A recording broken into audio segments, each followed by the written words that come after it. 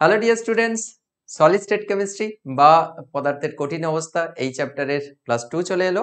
এর আগে কিন্তু একটা ক্লাস হয়েছে। সেই ক্লাসে আমরা বেসিক জিনিসগুলো কিছু ডিসকাস করেছি। ক্রিস্টালাইন সলিড, অ্যামারফাস সলিড, সলিডের কি বৈশিষ্ট্য রয়েছে, ক্রিস্টালাইন সলিডের কি বৈশিষ্ট্য রয়েছে, অ্যামারফাস সলিডের কি কি বৈশিষ্ট্য রয়েছে, ডায়মন্ড এবং হচ্ছে গ্রাফাইটের স্ট্রাকচার সম্বন্ধে আমরা জেনেছি। একটা জিনিস সেখানে কিন্তু একটা মিস্টেক হয়ে গেছে, তোমরা অবশ্যই ওটাকে ঠিক করে নেবে। সেটা হচ্ছে আমি ওখানে বলেছিলাম যে ডায়মন্ড এবং গ্রাফাইট উভয়ই হচ্ছে তাপ তড়িতের হচ্ছে সরি, ডায়মন্ড আমি বলেছিলাম তাপ এবং তড়িতের কুপরিবাহী বলেছিলাম। অ্যাকচুয়ালি ওটা নয়, তড়িতের কুপরিবাহী, ওটা ইলেকট্রিসিটি ফ্লো করতে পারবে না, কিন্তু মানে নন কন্ডাক্টর, কিন্তু ও তাপের সুপরিবাহী। একটু প্লিজ ঠিক করে নেবে। আমি আগের ক্লাসে ওটা যখন দিয়েছিলাম, আমি ইউটিউবে যে ভিডিওটা গেছে ওর কমেন্ট সেকশনেও আমি পিন করে দিয়েছি। তো তোমরা ওটা একটু ঠিক করে নেবে। ওটা যে লেখাটা দিয়েছিলাম, পিডিএফটা দিয়েছিলাম, ওখানেও ওটা মিস্টেক রয়েছে, একটু চেক করে নেবে, ঠিক আছে? তো আশা করছি ক্লাস 1টা দেখে কোনো অসুবিধা হয়নি, তোমাদের বুঝতে কোনো অসুবিধা হয়নি, এবং তোমরা সব জিনিসগুলো রেডি করে নিয়েছো নিশ্চয়ই। আজকে ক্লাস 2 শুরু করছি। আজকের ক্লাসটা শুরু করব একক কোষ বা ইউনিট সেল দিয়ে। তো ইউনিট সেল যদি আমাদের ভালো করে বুঝতে হয়, তাহলে আমাদের এই এক্সাম্পল গুলোকে একটু অবজার্ভ করতে হবে। তো এরকম ভাবো না যে এখানে কি স্যার মিম টিম হবে নাকি, এরকম কিছু নয়। এটা জাস্ট বোঝানোর জন্য এখানে রাখা হয়েছে। আর ম্যাডামের মুখটাকে হাইড করে দেওয়া রয়েছে, যাতে কপিরাইটের কোনো ইস্যু টিস্যু না থাকে। তো এই জিনিসটা তুমি মানে এই দিকে বাদ দিয়ে দাও, এটা লাগবে না বলে ওই জন্য হাইড করে দেওয়া রয়েছে। তুমি এই জিনিসটাকে শুধু একটু ফলো করো তো, এইখানে বা এই জিনিসটাকে একটু ফলো করো তো, এটাকে জুম করে এখানে দেওয়া রয়েছে। দেখো এখানে কণাগুলো কিন্তু মানে এই যে ডিজাইন গুলো কিন্তু দেখো একটা রেগুলার ইন্টারভেলে কিন্তু এখানে রিপিট হয়েছে। দেখো পরপর পরপর পরপর করে কিন্তু রিপিট হয়েছে না, সুন্দর একটা প্যাটার্ন ফলো করে হচ্ছে রিপিট হয়েছে, দিয়ে কিন্তু পুরো হোল শাড়িটার কিন্তু ডিজাইন তৈরি করেছে। এর ক্ষেত্রেও সেই রকম দেখো বাবু, এই কণা এই কণা এই কণা এই কণা এইরকম দেখো পরপর পরপর করে হচ্ছে ওরা রিপিটিশনের মাধ্যমে দেখো একটা নির্দিষ্ট প্যাটার্ন ফলো করে কিন্তু ওরা এই পুরো শাড়ি ডিজাইনটা তৈরি করেছে। তাহলে এই যে জিনিসগুলো না, এই যে ক্ষুদ্র ক্ষুদ্র যে জিনিসগুলো পুরো রিপিটেশনের মাধ্যমে পুরো শাড়ির ডিজাইনটা তৈরি করেছে, এইগুলো হচ্ছে ইউনিট সেল বলবো আমি কেলাসের ক্ষেত্রে, বা স্পেস ল্যাটিসের ক্ষেত্রে, কেলাস জালকের ক্ষেত্রে এদেরকে আমরা ইউনিট সেল বলবো। তো এখানে শাড়ির ক্ষেত্রে, এই শাড়ির এই হোল ডিজাইনের ক্ষেত্রে এই সেকশনের জন্য এটা হচ্ছে ইউনিট সেল। এইটা পুরো রিপিটেশনের মাধ্যমে পুরো এরিয়াটা তৈরি করেছে বা পুরো অঞ্চলটা তৈরি করেছে এই সেকশনে। এইগুলো কোনগুলো হচ্ছে ইউনিট সেল, এইটা হচ্ছে আমাদের ইউনিট সেল, এইগুলো হচ্ছে ছোট ছোট গুলো হচ্ছে ইউনিট সেল, কারণ এইটা রিপিটেশনের মাধ্যমে কিন্তু পুরো জিনিসটা তৈরি হয়েছে। তো এই এক্সাম্পল নেওয়ার একটা উদ্দেশ্য, সেটা হচ্ছে এই সকল জিনিসগুলো তোমরা হচ্ছে কানেক্ট করতে পারবে ডে টু ডে লাইফে। তোমরা সবসময়ের জন্য দেখো, এরকম নয় যে তোমরা কেমিস্ট্রিটা এখানে দেখবে, ঠিক আছে? এরকম নয় যে ম্যাডামকে দেখে ভালো লাগছে এই শাড়িতে, শাড়ির কালারটা বেশ সুন্দর, এই জিনিসগুলো নয়। তুমি এই প্যাটার্ন গুলোকে ফলো করো, এই জিনিসগুলোকে ফলো করো যেগুলো আমি এখানে দেখিয়েছি, ঠিক আছে? এইখানেও দেখো এই যে জিনিসটা, এইটা হচ্ছে একটা ওয়ালপেপার, এটা হচ্ছে একটা দেখো দরজায় একটা হচ্ছে তোমার দেওয়ালে ওয়ালপেপার লাগানো রয়েছে। এখানে দেখো এই যে প্যাটার্ন গুলো, এই যে ছোট ছোট যে প্যাটার্ন গুলো, এই যে প্যাটার্ন গুলো, এই যে প্যাটার্ন গুলো, এই যে প্যাটার্ন গুলো, ছোট ছোট প্যাটার্ন গুলো, দেখো এইগুলো পুরো রিপিটেশনের মাধ্যমে পুরো হোল জিনিসটা তৈরি করেছে। তাহলে এই যে ছোট ছোট জিনিসকে, এইগুলোকে কি বলবো আমরা? এগুলোকে বলবো আমরা ইউনিট সেল বলবো বা একক কোষ বলবো। তো এটা তো একক কোষ বলতে তুমি এরকম ভাবনা যে এটা কি কেলাস, না কেলাস নয়। আমি জাস্ট কেলাসের সঙ্গে রিলেট করে জিনিসটা বলার চেষ্টা করেছি। কেলাসের ক্ষেত্রেও যেরকম তুমি যদি এটাকে যদি পুরো একটা স্পেস ল্যাটিস ভেবে নাও, পুরো এই ডিজাইনটাকে যদি একটা স্পেস ল্যাটিস ভেবে নাও, যেরকম শাড়ির ক্ষেত্রে আমি পুরো এই জিনিসটাকে বলেছিলাম, পুরো তুমি পুরো এরিয়া জুড়ে, তুমি পুরো শাড়ি জুড়ে তুমি দেখতে পারো একটা ডিজাইনটা হচ্ছে রিপিটেশন হয়েছে। সেই রকম ভাবে তুমি এই ডিজাইনের ক্ষেত্রে বলতে পারো যে এই যে ছোট ছোট ছোট ছোট জিনিসটা নিয়েই পুরো হোল ডিজাইনটা তৈরি হয়েছে। তাহলে এই যে ছোট ছোট ছোট ছোট যে ইউনিট গুলো, এগুলো হচ্ছে এই টোটাল যে ডিজাইনের হচ্ছে এক একটা ইউনিট সেল। তাহলে এই জিনিসটাকে আমরা কানেক্ট করব কার সঙ্গে? আমরা হচ্ছে স্পেস ল্যাটিসের সঙ্গে, বা হচ্ছে ক্রিস্টালের স্পেস ল্যাটিসের সঙ্গে। তার ক্ষেত্রেও বাবু দেখবে, যখন একটা পুরো স্পেস ল্যাটিস তৈরি হয়, আগের দিন তোমাদের এক্সাম্পল গুলো দিয়েছিলাম, স্পেস ল্যাটিসের এক্সাম্পল দিয়েছিলাম, CO2 এর একটা এক্সাম্পল দিয়েছিলাম। সেখানে আমরা বলেছিলাম যে প্রত্যেকটা কেলাসের ক্ষেত্রে কিন্তু মানে ক্রিস্টালাইন সলিডের ক্ষেত্রে, কেলাসাকার কঠিনের ক্ষেত্রে কি হয়, কণাগুলো হচ্ছে একটা নির্দিষ্ট রীতিনীতি মেনে সুনির্দিষ্ট ভাবে ওরা হচ্ছে পর্যায়ক্রমে কি হয়, বহু দূর অবধি হচ্ছে ওটা বিস্তৃত থাকে। তাহলে যে কণাগুলো রিপিটেশনের মাধ্যমে টোটাল কেলাসটা তৈরি করছে বা কেলাস জালকটা তৈরি করছে, ওই যে কণাগুলো, ওই কণাগুলোর যে ক্ষুদ্রতম প্যাটার্ন বা ক্ষুদ্রতম যে একক বা বেসিস যেটাকে বলা হচ্ছে সেটা হচ্ছে কেলাসের ক্ষেত্রে ইউনিট সেল। তাহলে এর ক্ষেত্রে এই পুরো ছোট ছোট জিনিসগুলো নিয়ে পুরো জিনিসটা তৈরি হচ্ছে, এগুলোকে আমরা ইউনিট বলতে পারি বা ইউনিট সেল, যদি আমি এটাকে কেলাস স্পেস ল্যাটিস বলি ইউনিট সেল। বা এর ক্ষেত্রে এই সকল ছোট ছোট জিনিস নিয়ে পুরো শাড়িটা তৈরি হয়েছে, শাড়ি ডিজাইন, তাহলে এটা আমরা স্পেস ল্যাটিসের ইউনিট সেল বলতে পারি বা এই ডিজাইনের ইউনিট সেল বলতে পারি, এই ছোট ছোট ছোট ছোট এই জিনিসগুলোকে। তেমনি ভাবে আমরা কিন্তু কেলাসের ক্ষেত্রেও পুরো জিনিসটাকে রিলেট করতে পারি, ক্রিস্টালের ক্ষেত্রে বা হচ্ছে আমাদের কেলাসের ক্ষেত্রেও সেই রকম ভাবে কিন্তু আহ এক একটা ছোট ছোট ইউনিট নিয়ে কিন্তু পুরো কেলাসটা কিন্তু কেলাস জালকটা কিন্তু তৈরি হয়, স্পেস ল্যাটিসটা তৈরি হয়। ওই ছোট ছোট ইউনিট গুলোকে আমরা কি বলবো, ইউনিট সেল বলবো বা একক কোষ বলবো। বুঝতে পেরেছো? আমি আরো এক্সাম্পল দিয়ে এখানে বোঝাচ্ছি। এখানে দেখো লেখা রয়েছে যে কেলাস জালকের ক্ষুদ্রতম মৌলিক বিন্যাস যেটি সুষমভাবে ত্রিমাত্রিক অঞ্চলে বিন্যাসের মাধ্যমে সমগ্র কেলাস জালক গঠন করে। তাহলে সমগ্র কেলাস জালক গঠনকারী যে ক্ষুদ্রতম মৌলিক প্যাটার্ন, ক্ষুদ্রতম প্যাটার্ন দেখো এর আগের ক্ষেত্রে শাড়ি বা ওই ওয়ালপেপারের ক্ষেত্রে আমরা কি করেছিলাম, ওই যে ছোট ছোট বক্স বা এর ক্ষেত্রে ছোট ছোট যে গোলগুলো বুটিগুলো, ওইগুলো পুরো রিপিটেশনের মাধ্যমে তৈরি হয়েছিল। তাহলে ওইগুলোকে যেরকম আমরা ইউনিট সেল বলেছিলাম, এক্ষেত্রেও কেলাসের ক্ষেত্রেও ক্ষুদ্রতম মৌলিক বিন্যাস যেটা দিয়ে পুরো স্পেস ল্যাটিসটা তৈরি হবে তাকে আমরা কি বলবো, ইউনিট সেল বা একক কোষ বলবো। ঠিক আছে? তো এখানে দেখো ত্রিমাত্রিক ভাবে এখানে বিন্যাসের কথা বলেছে ঠিকই, কিন্তু তোমরা এটা জেনে রাখবে যে এইটা কিন্তু ত্রিমাত্রিক ভাবে যেরকম বিন্যস্ত হতে পারে, ত্রিমাত্রিক শুরু হয় কোত্থেকে, একমাত্রিক থেকে। একমাত্রিক ভাবে বিন্যস্ত হলো, তারপরে দ্বিমাত্রিক, তারপরে ত্রিমাত্রিক আসে। একমাত্রিক দ্বিমাত্রিক ত্রিমাত্রিক যেরকম ভাবে বিন্যস্ত হবে তার বেসিসে কিন্তু এদের ইউনিট সেল বা একক কোষগুলোর নামও সেইভাবে করা হয়। তাহলে আমরা ত্রিমাত্রিকে যাব তার আগে আমরা আর দুটো ছোট ছোট জিনিস বলে দিই, সেটা হচ্ছে একমাত্রিক। মানে এইরকম তুমি সবসময় ভাববে না যে একক কোষ শুধুমাত্র ত্রিমাত্রিক হবে। জেনারেলি আমরা জেনারেল সেলসে যেটা বলি সেটা হচ্ছে স্পেস ল্যাটিসে জেনারেলি হচ্ছে ত্রিমাত্রিক যে ইউনিট সেলগুলো, মানে ত্রিমাত্রিক যে স্পেস ল্যাটিসের যে ইউনিট সেলগুলো, ওইগুলোকে আমরা ইউনিট সেল বা একক কোষ হিসেবে ধরি, একমাত্রিক দ্বিমাত্রিকে অতটা ধরি না। তবে এটা নয় যে একমাত্রিক দ্বিমাত্রিক একক কোষ পসিবল নয়, পসিবল। তাহলে এখানে ওটাই দেওয়া রয়েছে যে একমাত্রিক একক কোষ কি হতে পারে। একমাত্রিক একক কোষ বলতে স্যার কণাগুলো রিপিটেশন তাহলে একটা ডিরেকশন বরাবর হবে। যদি এক্স অ্যাক্সিস বরাবর হয়, একটা অ্যাক্সিস বরাবর হয়, তাহলে পরপর পরপর পরপর করে একটা নির্দিষ্ট দূরত্ব মেনটেন করে কিন্তু রিপিটেশন হবে।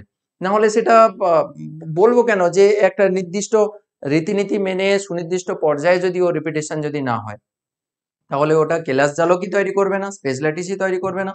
সেখানে তো ক্লাসের ক্ষেত্রে বলা হয়েছিল যে একটা সুনির্দিষ্ট পর্যায়ে ওরা হচ্ছে সুনির্দিষ্ট ভাবে ওরা হচ্ছে বিন্যস্ত হবে। তাহলে এই ক্ষেত্রে এক্সাম্পলের এই যে ছবিটা দেখো, এই কণাগুলো পরপর পরপর হচ্ছে ওয়ান ডাইমেনশনাল ওয়েতে হচ্ছে পরপর পরপর হচ্ছে সাজিয়ে গেছে। এই যে দেখো এখানকার এই থেকে এই যে ডিস্টেন্সটা, এটাকে যদি এ বলি, দেখো পরপর পরপর কিন্তু এ ডিস্টেন্স মেনটেন করে কিন্তু রিপিটেশন হতে গেছে। যেরকম শাড়ির ক্ষেত্রে দেখেছিলাম, ওয়ালপেপারের ক্ষেত্রে দেখেছিলাম, তারা এরকম করে পরপর পরপর পরপর করে সাজিয়েছে। তাহলে এইখানে ওয়ান ডাইমেনশনাল এর ক্ষেত্রে এইটা হচ্ছে এখানকার হচ্ছে ইউনিট সেল বা একক কোষ। ব্যাপারটা বুঝতে পেরেছো? সেই রকম ভাবে দ্বিমাত্রিক স্পেসে কিন্তু আমরা দ্বিমাত্রিক ল্যাটিসের ক্ষেত্রে, দ্বিমাত্রিক ল্যাটিস মানে কি, দ্বিমাত্রিক ভাবে এক্স অ্যাক্সিস আর ওয়াই অ্যাক্সিস বরাবর কণাগুলোর হচ্ছে রিপিটেশন হতে থাকবে কি।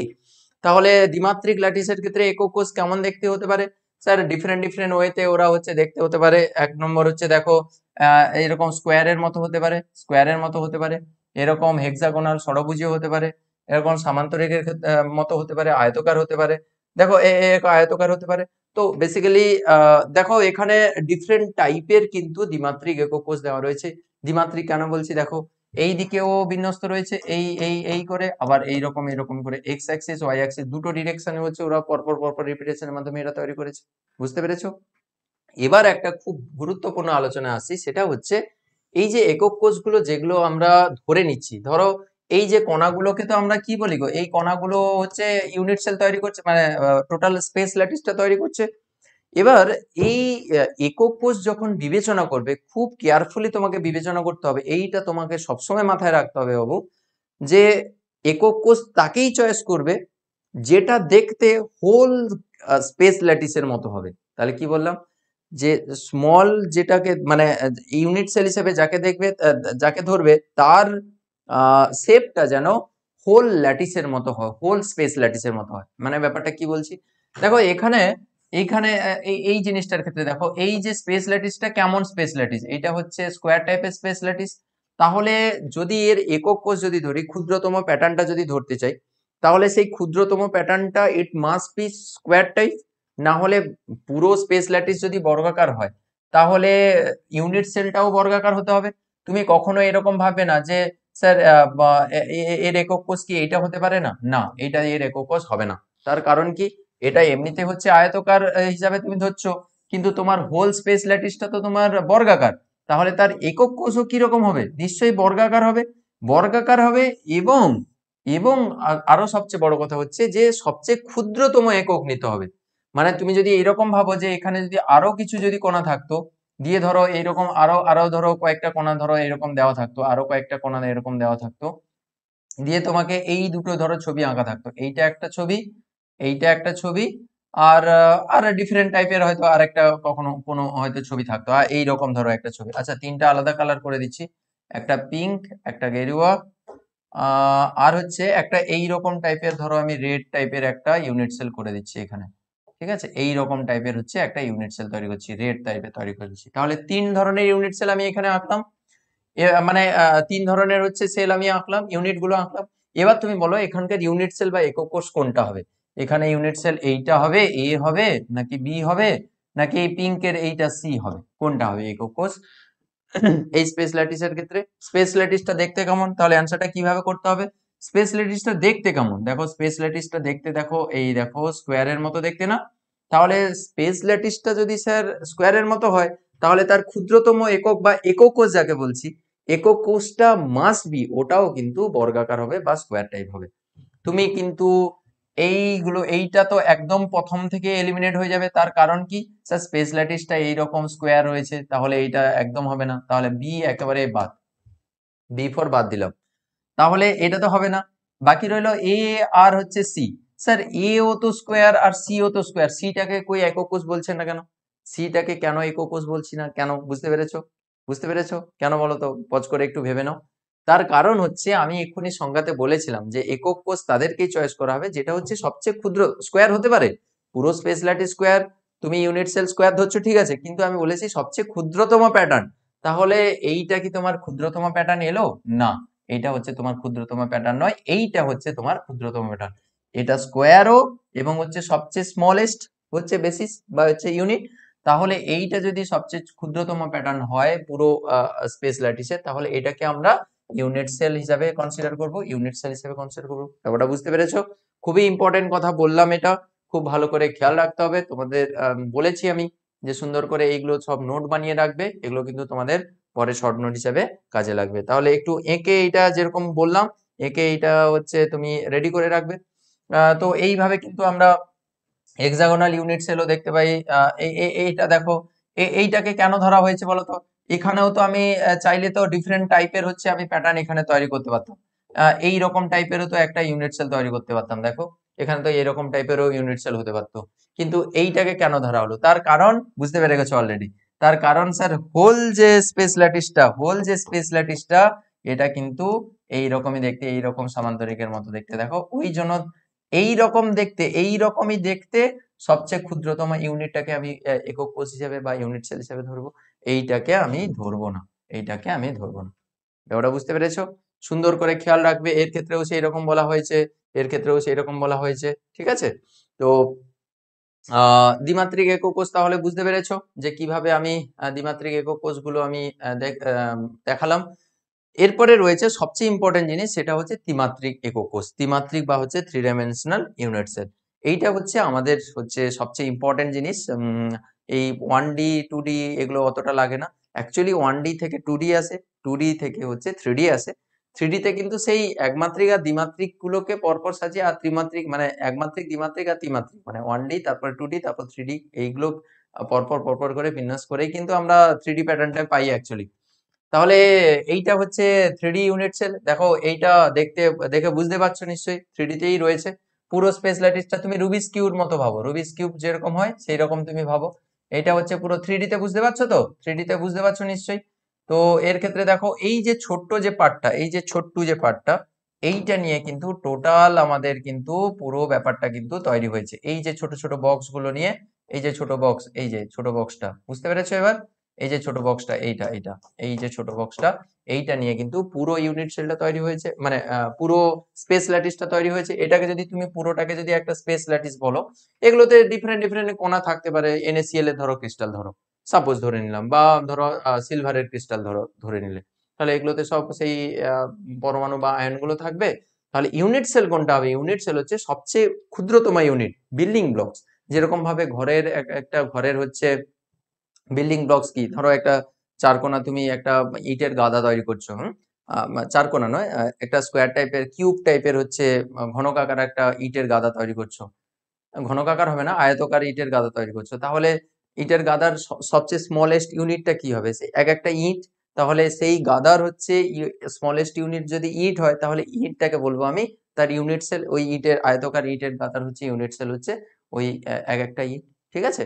তো এর ক্ষেত্রেও ইউনিট সেল, আর এগুলো তো ল্যাটিস পয়েন্ট বলা হয়, এটা তো আগের ক্লাসে আমি ডিসকাস করেছি। ঠিক বুঝতে পেরেছো? ওকে, এবার হচ্ছে আমরা আস্তে আস্তে করে ক্লাসটাকে প্রসিড করব। বেসিক জিনিসগুলো আমি ডিসকাস করছিলাম, সেটা হচ্ছে ত্রিমাত্রিক আহ, জালকের কেলাস জালকের একক কোষের বৈশিষ্ট্য সূচক রাশিসমূহ। দেখো, এই যে ত্রিমাত্রিক যে কেলাস, যেটা আমি ত্রিমাত্রিক যে unit sell, 3D unit sell, এইটাকে এইখানে রিপ্রেজেন্টেশনের কিন্তু সমস্যা হচ্ছে। মানে আমি বুঝতে পারছি না যে এক্স ডিরেকশনে কোনটা রয়েছে, ওয়াই ডিরেকশনে কোনটা রয়েছে, কতটা রয়েছে, এটা কিন্তু আমি ঠিকঠাক করে বুঝতে পারছি না। তাহলে একে যদি ত্রিমাত্রিক যদি রূপটা দিতে হয়, ত্রিমাত্রিক ভাবে যদি রিপ্রেজেন্ট করতে হয়, বলতে হয় যে এতটা এই বরাবর, এতটা এই বরাবর, এতটা এই বরাবর হচ্ছে অধিকার করে রয়েছে ইউনিট সেলের, এইটা হচ্ছে আয়তন, যদি আমি রিপ্রেজেন্ট করতে চাই ঠিকঠাক করে, তাহলে আমাদের কিন্তু একে ঠিকঠাক করে রিপ্রেজেন্টেশনের জন্য আমাদের কিন্তু তার কতগুলো রাশির সাহায্য নিতে হবে, কতগুলো হচ্ছে ইউনিটের সাহায্য নিতে হবে। তাহলে এই ত্রিমাত্রিক ইউনিট সেলকে রিপ্রেজেন্টেশনের জন্য আমরা হচ্ছে বৈশিষ্ট্য সূচক রাশি হিসাবে আমরা দুটো জিনিস নেব। একটা হচ্ছে কেলাস অক্ষ, আর হচ্ছে দুটি কিনারার মধ্যবর্তী কোণ, যাকে ইংরেজিতে বলা হবে ইন্টারফেসিয়াল অ্যাঙ্গেল। তাহলে একটা ক্রিস্টালকে ঠিকঠাক করে রিপ্রেজেন্টেশনের জন্য বা ইউনিট সেল, আমি প্রথমে বলেছিলাম ইউনিট সেলকে রিপ্রেজেন্টেশনের জন্য, অ্যাকচুয়ালি ওই রকমই ভাবতে পারো। তাহলে একটা ইউনিট সেলকে বা হচ্ছে একটা ক্রিস্টালকে রিপ্রেজেন্টেশনের জন্য আমরা হচ্ছে দুটো বৈশিষ্ট্য বৈশিষ্ট্য সূচক রাশি নেব। সেটা হচ্ছে এক নম্বর হচ্ছে কেলাস অক্ষ, যেটা হচ্ছে এক্স ওয়াই জেড অ্যাক্সিস হিসাবে আমরা নেব, এবং হচ্ছে দুটি কিনারার মধ্যবর্তী কোণ, সেটা হচ্ছে আলফা বিটা এবং হচ্ছে গামা। দুটি কিনারার মধ্যবর্তী কোণ বলতে আমাদের একটা সহজ মডেল রয়েছে, এটা হচ্ছে আমাদের সবচেয়ে ছোট একটা মডেল, ছোট্ট মডেল একটা। এটা হচ্ছে আমাদের একক কোষ ভাবতে পারো। এটা যদি কিউব হিসাবে ভেবে নাও, তাহলে এই কিউব মিলে হচ্ছে পরপর পরপর থাকিয়ে হচ্ছে একটা গোদাম তৈরি করা হলো। পুরো গুদামটা কি হবে? হচ্ছে স্পেস ল্যাটিস যদি হয়, কেলাস যদি হয়, কেলাস জালক যদি হয়, তাহলে এটা হচ্ছে তার একক কোষ বা ইউনিট সেল। এবার দেখো, এইটাকে যদি 3D ভাবে রিপ্রেজেন্ট করতে হয়, তাহলে আমরা বলেছি এক্সিস লাগবে। তাহলে এক্সিস হিসাবে আমরা কি নিতে পারি? দেখো, এই বরাবর হচ্ছে তোমাদের এই দিক থেকে হচ্ছে এইটা হচ্ছে এক্স অ্যাক্সিস, এখান থেকে এটা হচ্ছে ওয়াই অ্যাক্সিস, আর এখান থেকে এটা হচ্ছে জেড অ্যাক্সিস বলতে পারো। বা তুমি এই দিক থেকে যদি ভাবো, তাহলে এটা হচ্ছে এক্স অ্যাক্সিস, পেছনটা হচ্ছে ওয়াই অ্যাক্সিস, এটা হচ্ছে জেড অ্যাক্সিস। তাহলে এগুলো হচ্ছে একটা ইউনিট সেলকে রিপ্রেজেন্টেশনের জন্য এই অ্যাক্সিস গুলো লাগবে। 2 নম্বর যেটা লাগবে, সেটা হচ্ছে ইউনিট সেলকে ঠিকঠাক করে রিপ্রেজেন্টেশনের জন্য বা কেলাস স্পেস ল্যাটিসকে ঠিকঠাক করে রিপ্রেজেন্টেশনের জন্য ইন্টারফেসিয়াল অ্যাঙ্গেল লাগবে, আলফা বিটা গামা যাকে বলা হচ্ছে। ইন্টারফেসিয়াল অ্যাঙ্গেল মানে কি বলতো? ফেস, এখানে ফেস আগের দিন বলেছিলাম, ফেস মানে এগুলো হচ্ছে সব এক একটা ফেস বা তল, এগুলোকে বলছি। তাহলে দুটো ফেস, ধরো এই ফেস আর এই ফেস, তাহলে এই ফেস আর এই ফেসের মধ্যবর্তী অ্যাঙ্গেল কোনটা? এইটা না? এই যে অ্যাঙ্গেলটা 90 ডিগ্রি তৈরি হয়েছে, এটাকে বলা হয় ইন্টারফেসিয়াল অ্যাঙ্গেল, বা হচ্ছে দুটি কিনারার মধ্যবর্তী কোণ, ইন্টারফেসিয়াল অ্যাঙ্গেল বলা হবে। ঠিক আছে? দুটো ফেস বা হচ্ছে দুটো তলের মধ্যবর্তী কোণ, এরকমও বলতে পারো। তাহলে এটা হচ্ছে ইন্টারফেসিয়াল অ্যাঙ্গেল। তো সবসময়ের জন্য এখানে একটা নির্দিষ্ট মানে নির্দিষ্ট অ্যাঙ্গেলকে মানে নির্দিষ্ট বাহুর মধ্যবর্তী অ্যাঙ্গেলকে নির্দিষ্ট ভাবে হচ্ছে আমরা রিপ্রেজেন্ট করি। কেলাস অক্ষকেও সেই রকম ভাবে একটা নির্দিষ্ট ভ্যালু দিয়ে আমরা মানে ভ্যালু বলছি, একটা নির্দিষ্ট টার্ম দিয়ে আমরা রিপ্রেজেন্ট করি। যেরকম এক্স অ্যাক্সিস বরাবর কতটা দূরত্ব যাচ্ছে, সেটা হচ্ছে এ দ্বারা রিপ্রেজেন্ট করব, ওয়াই অ্যাক্সিস বরাবর কতটা দূরত্ব, সেটা হচ্ছে বি, এবং জেড অ্যাক্সিস বরাবর যে দূরত্ব যাচ্ছে, সেটা হচ্ছে সি দ্বারা রিপ্রেজেন্ট করব, যেটা কিন্তু এখানে আমাদের সিগনিফাই করা রয়েছে। দেখো, এটা হচ্ছে যদি এক্স অ্যাক্সিস বরাবর ধরে নিই, তাহলে এই ডিস্টেন্সটা হচ্ছে এ ডিস্টেন্স, আর এই ডিস্টেন্সটা হচ্ছে বি ডিস্টেন্স, আর এই ডিস্টেন্সটা হচ্ছে আমাদের সি ডিস্টেন্স। তাহলে এইটা হচ্ছে এ, এটা বি, এটা হচ্ছে সি ডিস্টেন্স। এখানে যেটা বললাম এক্স অ্যাক্সিস বরাবর, এইগুলো কনভেনশনালি জেনারেলি হচ্ছে ধরে নেওয়া হয় আর কি, এগুলো আগে থেকে সেট আপ হয়ে রয়েছে। আর দুটি কিনারার মধ্যবর্তী কোণ, কোন কোন কিনারার মধ্যবর্তী কোণ কোনটা ফিক্স রয়েছে এটা একটু দেখে নাও। জেনারেলি যেটা করা হয় সেটা হচ্ছে, জেনারেলি যেটা ধরে নেওয়া হয় আমি তোমাদের বলে দিচ্ছি, এটা সবসময় খেয়াল রাখবে। তাহলে বাহুগুলো হলো A B C, R A R B দেখো অ্যাঙ্গেল গুলো কার কার মধ্যে জেনারেট করবে, এ বি, এ আছে সরি, এ যদি এটা এক্স অ্যাক্সিস বরাবর এ ধরেছি, তাহলে এ এটা হচ্ছে বি, তাহলে এ বির মধ্যবর্তী অ্যাঙ্গেল হতে পারে, বি সির মধ্যবর্তী অ্যাঙ্গেল হতে পারে, বি মানে এইটা বি আর এটা হচ্ছে সি, তাহলে বি সির মধ্যবর্তী অ্যাঙ্গেল ধরতে পারি, মানে এই অ্যাঙ্গেলটার কথা বলছি, আর সি এর মধ্যবর্তী অ্যাঙ্গেল ধরতে পারি। তাহলে এ বি আর হচ্ছে বিসি আর হচ্ছে সি, এদের মধ্যবর্তী অ্যাঙ্গেল আমি কি হিসাবে রিপ্রেজেন্ট করব সেটা এখানে বলছি আর কি। এ বির মধ্যবর্তী অ্যাঙ্গেলকে জেনারেলি ধরে নেওয়া হয় গামা হিসাবে। দেখো এ বির মধ্যবর্তী অ্যাঙ্গেল এখানে কোথায় রয়েছে দেখো তো, এ আর বি, এইটা হচ্ছে এ আর এটা হচ্ছে বি, তাদের মধ্যবর্তী অ্যাঙ্গেল বলতে এইটার কথা বলা হয়েছে, এটাকে গামা ধরে নেওয়া হয়, তাহলে এটা হচ্ছে গামা ধরে নেওয়া হয়।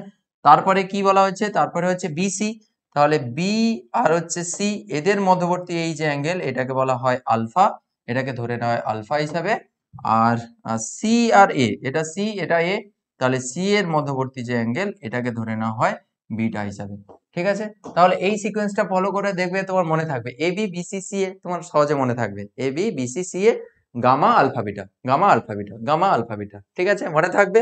আর এটা তো এক্স অ্যাক্সিস বরাবর, এটা হচ্ছে ওয়াই অ্যাক্সিস বরাবর, আর এটা হচ্ছে জেড অ্যাক্সিস বরাবর হচ্ছে বাহুর দৈর্ঘ্য বা কিনারার দৈর্ঘ্য, এই যে কিনারার দৈর্ঘ্য গুলো এক্স অ্যাক্সিস ওয়াই অ্যাক্সিস আর জেড অ্যাক্সিস বরাবর, এ বি আর এটা হচ্ছে সি। ঠিক আছে, তো এই হচ্ছে ইন্টারফেসিয়াল অ্যাঙ্গেল আর হচ্ছে কিনারার দৈর্ঘ্য এবিসি দিয়ে রিপ্রেজেন্ট করলাম। ঠিক আছে, এবার নেক্সট হচ্ছে আমাদের এই যে ত্রিমাত্রিক যে একক কোষগুলো, এই ত্রিমাত্রিক একক কোষগুলো কিন্তু ডিফারেন্ট টাইপের হয়ে থাকে।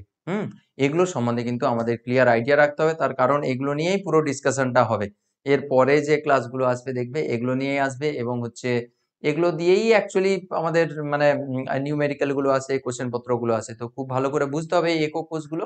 ঠিক আছে, ত্রিমাত্রিক একক কোষ আমি তো বলেছিলাম যে ত্রিমাত্রিক একক কোষ হচ্ছে আমাদের এই এপিসোডের হিরো, ওটা দিয়েই হচ্ছে বেশি ডিসকাশন হবে।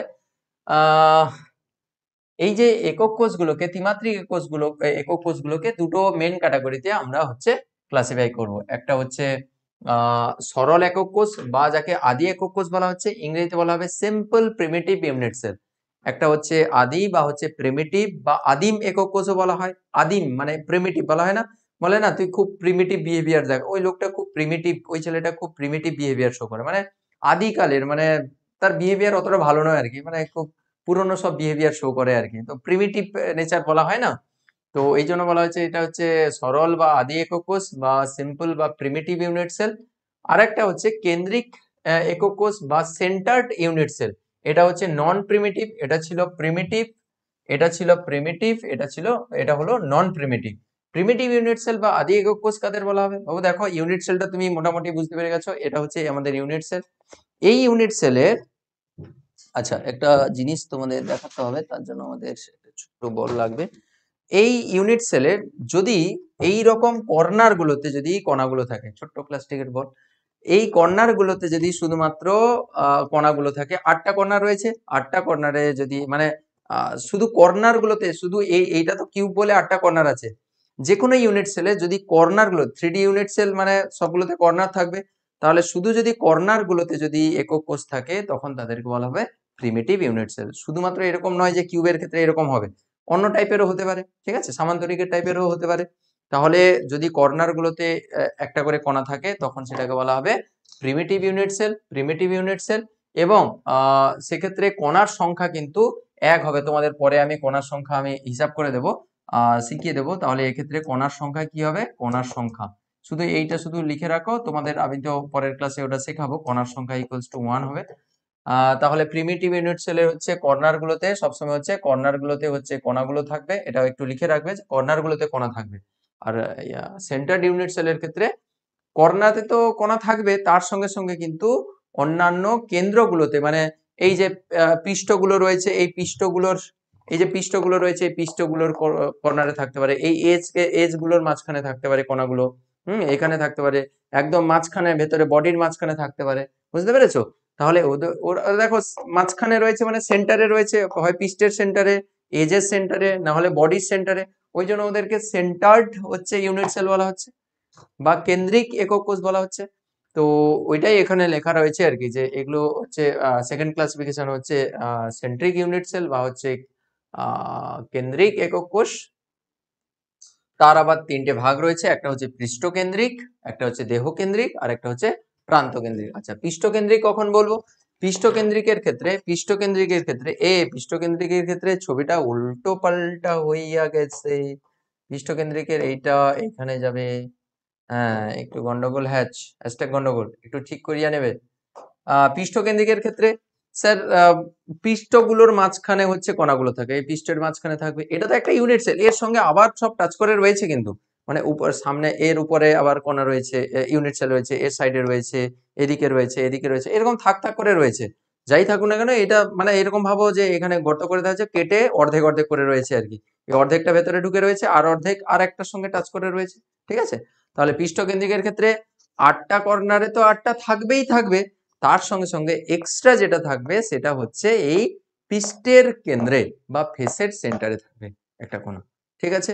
তাহলে এখানে যদি কিউবের ক্ষেত্রে যদি বলি, তাহলে দেখো বা ঘনকের ক্ষেত্রে বলি, তাহলে টোটাল কটা পৃষ্ঠ কটা গো? 6টা। তাহলে 6টা পৃষ্ঠে হচ্ছে একটা একটা করে কোণা থাকবে। তাহলে এখানে এই ছবিটাই এখানে দেখো প্রেজেন্ট করা রয়েছে। দেখো এইটা একটা তল, এইটা একটা তল, এই একটা তল, এই তলগুলো সব হচ্ছে মাঝখানে মাঝখানে দেখো সুন্দর করে ছবিটা দেওয়া রয়েছে। তাহলে এটা হচ্ছে face centred unit cell, not face centred cubic unit cell. কিউবিকটা পরে আমরা ক্লাসিফাই করব, ঠিক আছে? তাহলে এটা হলো পৃষ্ঠকেন্দ্রিক একক কোষ। এরপরে হচ্ছে দেহকেন্দ্রিক একক কোষ। তোমাদের একটা কথা বলিনি, সেটা আমি বলে দিচ্ছি। যতগুলো হচ্ছে ইউনিট সেল তুমি এখানে দেখতে পাবে, সবার বাই ডিফল্ট কিন্তু কর্নারে কিন্তু একটা করে কোণা থাকবেই থাকবে পাক্কা, সেটা সবার জন্য। তারপরে তুমি এক্সট্রা কথা পাবে, মানে যেরকম মোবাইল ফোন কিনলে প্রথমে বাই ডিফল্ট কি থাকে? ইউটিউব থাকে, মোবাইলে ইনস্টল করা থাকে, জিমেলটা থাকে সবসময় ইনস্টল করা, ওটা থাকবেই থাকবে।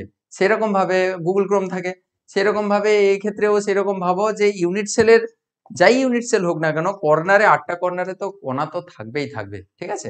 তাহলে 8টা কর্নার মানে এদের ক্ষেত্রে বলছি 8টা কর্নার, অন্যান্যদের ক্ষেত্রে সব কর্নারে হচ্ছে একটা করে কোণা থাকবেই থাকবে, ঠিক আছে?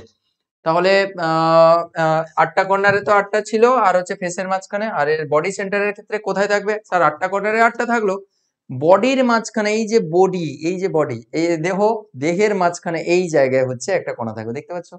দেখতে পাইছো? এই যে দেহের কর্নারে এই যে বডির মাঝখানে থাকবে একটা কোণা, দেখতে পাচ্ছ?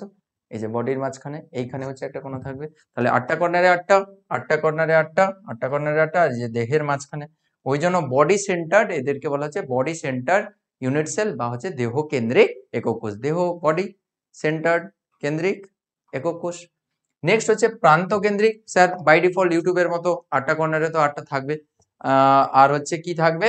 যে কোনো একটা হচ্ছে তলের মাঝখানে যদি একটা কোণা থাকে, ঠিক তার উল্টো দিকে একটা হচ্ছে কোণা থাকবে, পৃষ্ঠের কেন্দ্রে থাকবে। যদি এই পৃষ্ঠে থাকে তার উল্টো পৃষ্ঠ হচ্ছে এইটা, এখানে থাকবে। যদি এই পৃষ্ঠে থাকতো তার উল্টো পৃষ্ঠ হচ্ছে এইটা। যদি এই পৃষ্ঠে থাকতো একটা কোণা, তার উল্টো পৃষ্ঠে এইটা থাকবে। তাহলে এটাকে বলা হয় end centred unit cell. U cell মানে হচ্ছে ইউনিট সেল।